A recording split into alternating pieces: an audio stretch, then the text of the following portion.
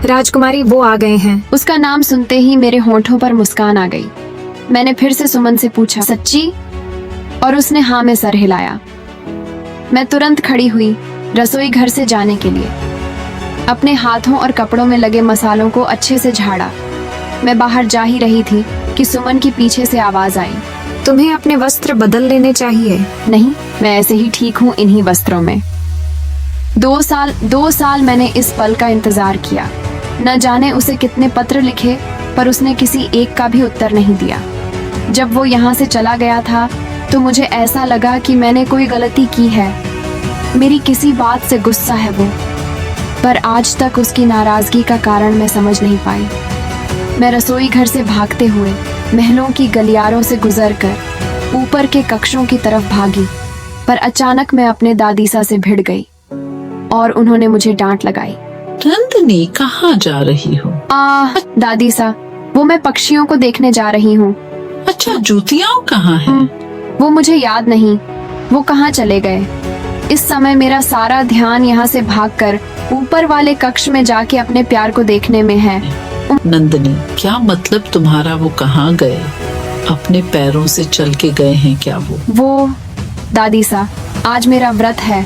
अच्छा, अभी तो सुबह तुमने मेरे साथ बैठकर भोजन किया था।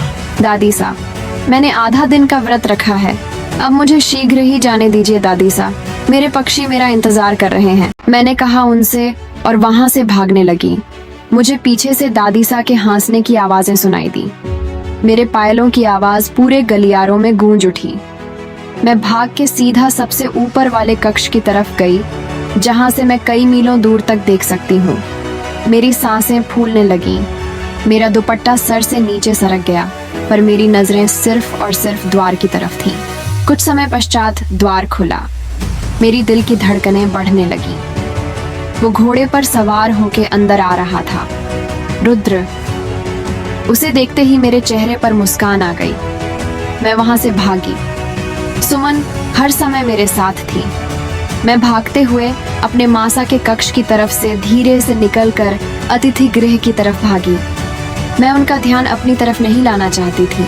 मैं धीरे से जाके उस अतिथि कक्ष में छुप गई, जहां रुद्र पिछली बार ठहरा हुआ था। सुमन, तुम जाओ और अगर कोई मेरे बारे में पूछे तो बोल देना कि मैं अपने कक्ष में हूँ, मैंने उससे बोला और वो वहां से चली गई। मैं कक्ष में जाकर पर्दों के पीछे छुप गई और रुद्र के आने का इंतजार करने लगी।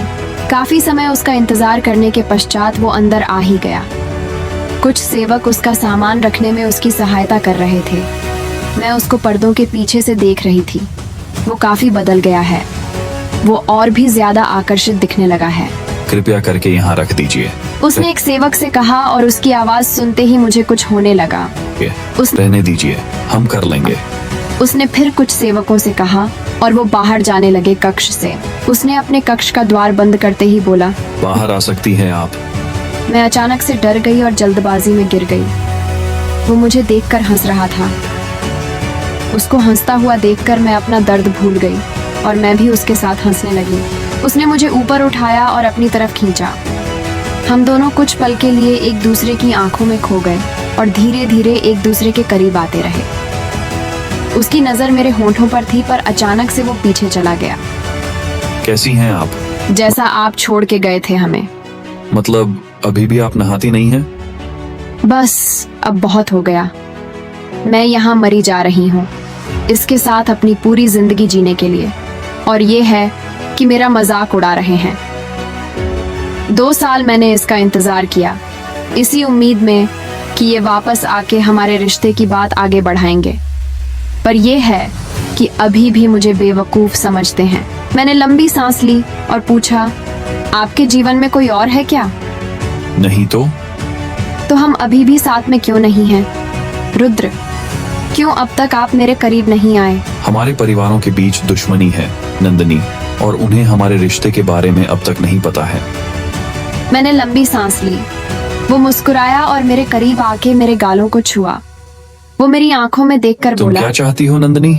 मुझे सिर्फ तुम चाहिए रुद्र, और कुछ नहीं। अब और इंतजार नहीं होता। 2 साल मैंने तुम्हारा इंतजार किया, तुम्हारे ही बारे में सोचा। अब बस बहुत हो गया।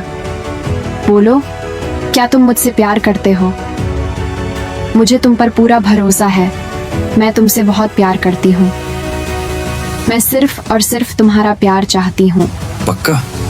क्या ये गलत नहीं अगर हम वो सब विवाह से पहले करें? पहले करें या बाद में क्या फर्क पड़ता है? मुझे पता है कि तुम ही मेरे पति हो। ये रस्में मुझे बांध के नहीं रख सकती। मैं सिर्फ और सिर्फ तुम्हारी हूँ। मैं भी सिर्फ तुम्हारा हूँ नंदिनी। ये बोलने के बाद वो मेरे और करीब आने लगा। उसने बड़े प्यार से मेरे चेहरे को अपने हाथों से पकड़ा और धीरे धीरे मेरे और करीब आज आके रात को बोला, मुझसे अकेले मिलना और वो सब एक खत में लिख कर ले आना कि तुम मुझसे क्या महसूस करना चाहती हो।